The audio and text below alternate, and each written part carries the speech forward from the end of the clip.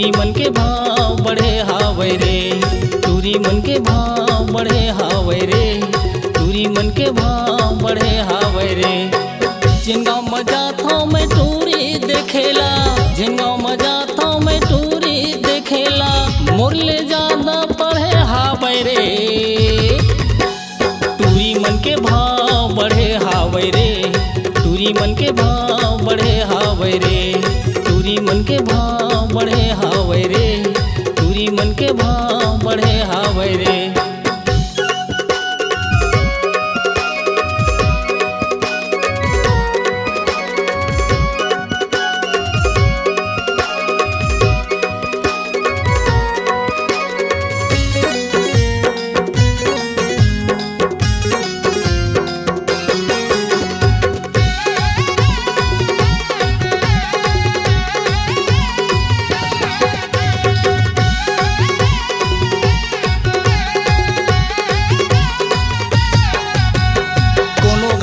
खिल जातो देते चाय पानी, खेत खारला मोर पूछते करही का किसानी।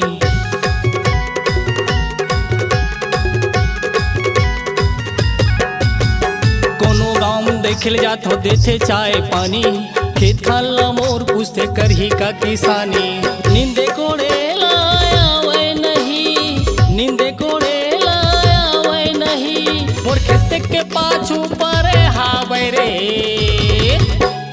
टूरी मन के भाव बढ़े हावै रे, टूरी मन के भाव बढ़े हावै रे, टूरी मन के भाव बढ़े हावै रे, टूरी मन के भाव बढ़े हावै रे।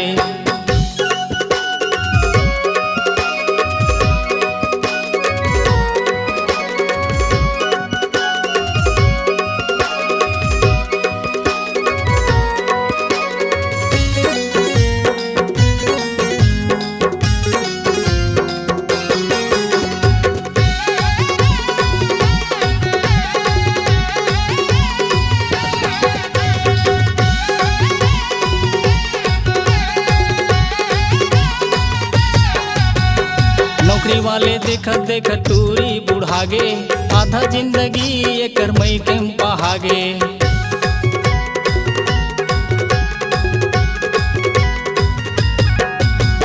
नौकरी वाले देखत देखत टूरी बुढ़ागे, आधा जिंदगी एकर मई के पहागे। पढ़ाई लिखाई के देखा थे गा पावर, पढ़ाई लिखाई के देखा थे गा पावर, टूरी के पावर बढ़े हावै रे।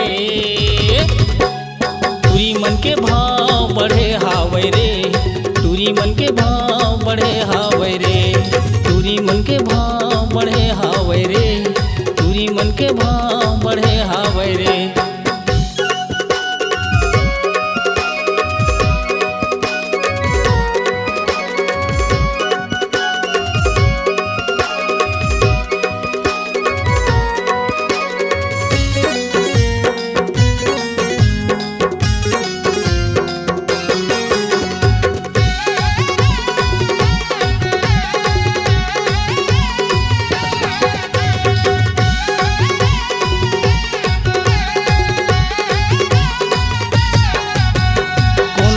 सगाया थी नहीं करे मन, टूरी ह खोजे हावै अपन मन पसंद।